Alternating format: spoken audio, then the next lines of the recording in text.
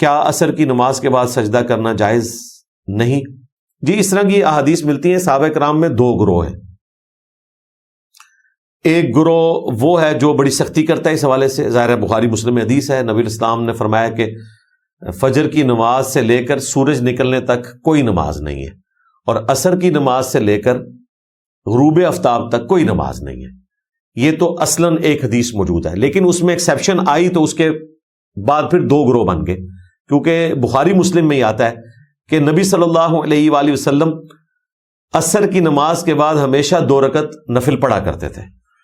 تو جب صحابہ میں اختلاف پیدا ہوا تو ام سلمہ جو حضور کی بیوی تھی ان کے پاس لوگ آئے, تو انہوں نے بتایا کہ میں نے خود نبی الاسلام سے یہ بات پوچھ لی تھی کہ آپ نے تو عصر کے بعد فجر کے بعد نماز پڑھنے سے منع کیا, اور میں نے دیکھا کہ آپ روزانہ 2 رکعت پڑھتے ہیں. تو آپ نے فرمایا کہ میری جو ظہر کی 2 رکعتیں ہیں 4 فرضوں کے بعد, جو سنت موقدہ ہم کہتے ہیں, وہ رہ گئی تھی, تو وہ پھر میں نے عصر کے بعد پڑھی.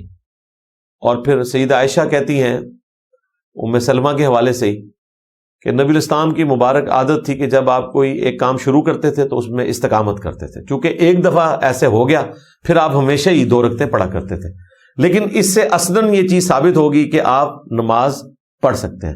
لہذا ہمارے نزدیک ان اصحاب کا موقف سٹرونگ ہے جو فجر اور عصر کے بعد نماز پڑھنے کو جائز سمجھتے ہیں. کچھ نمازیں تو ایسی ہیں جو ساروں کے نزدیک ہی جائز ہیں.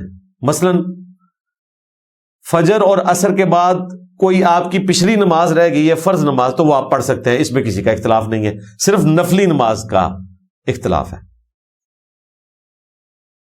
اس کے علاوہ فجر کی 2 سنتیں وہ بھی آپ پڑھ سکتے ہیں. وہ المستدرک للحاکم میں صحیح سند کے ساتھ حدیث موجود ہے.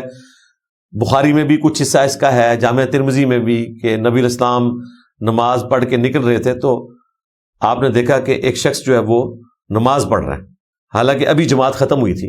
اس دن آپ نے کہیں جانا ہوگا, ادروائز تو آپ اشراق پڑھ کے نکلتے تھے. تو نبی الاسلام اس کے پاس کھڑے ہو گئے. جب وہ سلام پھیر کر فارغ ہوا تو آپ نے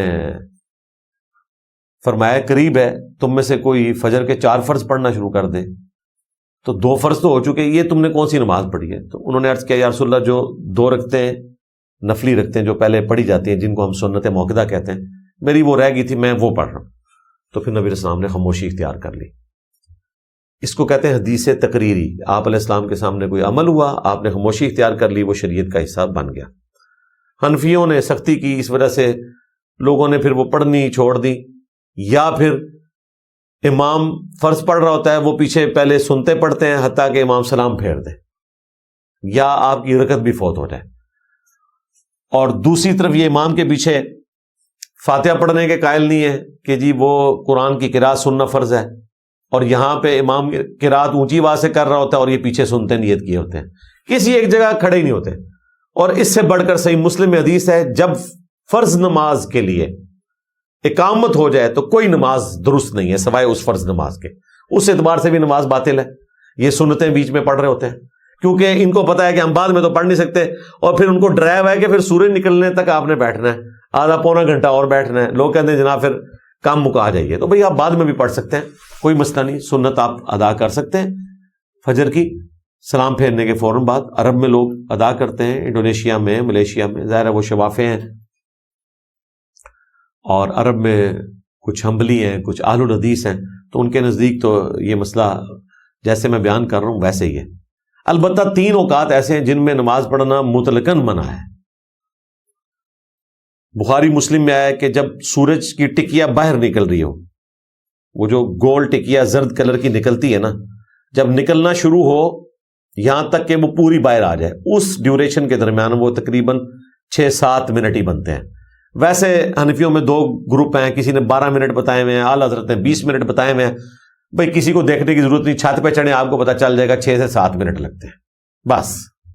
البتہ افضل یہ ہے کہ تھوڑا بلند ہو جائے تو آپ نماز پڑھیں, ادروائز ٹکیا باہر آ گئی آپ نماز پڑھ سکتے ہیں. عرب میں تو انہوں نے 4-5 منٹ ہی رکھے ہوتے ہیں.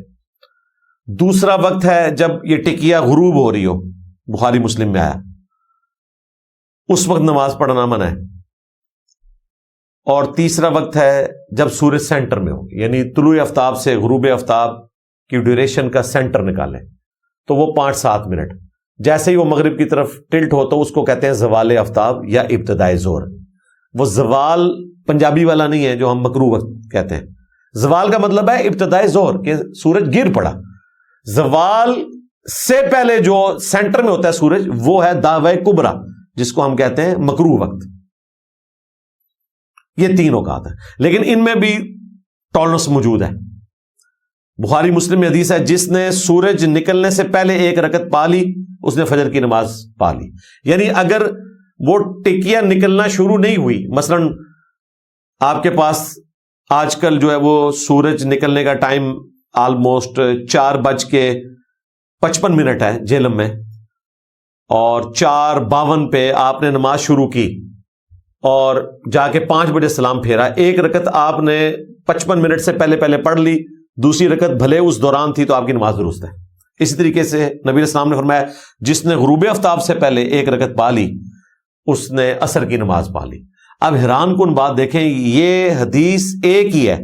حنفی عصر کے لیے قائل ہیں، فجر کے لیے قائل نہیں. کہتے ہیں فجر کا سلام بھی آپ نے وقت کے اندر پھیرنا ہے، لیکن عصر کے کیس میں وہ کہتے ہیں ہو جاتا ہے. اور اس کی وہ لاجک یہ دیتے ہیں کہ عصر کا وقت داخل ہو رہا ہوتا ہے مغرب میں، اس لیے وہاں ہم قائل ہیں. یہاں جو ہے وہ فجر کا وقت داخل ہو رہا ہوتا ہے مکروہ وقت میں، حالانکہ مکروہ وقت دونوں ہی ہیں. اور حدیث میں اکٹھا کہا گیا کہ جس نے فجر کی 1 رکعت سورج نکلنے سے پہلے پا لی اس نے فجر کی نماز پا لی، اور جس نے غروب آفتاب سے پہلے 1 رکعت پا لی اس نے عصر کی نماز پا لی. لیکن ماننے کے لیے تیار نہیں ہوتے. ویسے نماز کو اتنا لیٹ کرنا کہ سورج زرد پڑ جائے وہ تو مسلم شریف میں آیا کہ یہ منافق کی نماز ہے کہ وہ نماز کا انتظار کرتا رہتا ہے. نماز کی ٹائمنگ انجینئر محمد علی مرزا لکھے تو یہ ساری ویڈیو پورے ریفرنسز کے ساتھ آپ کے سامنے آ جائے گی انشاءاللہ تعالی. نماز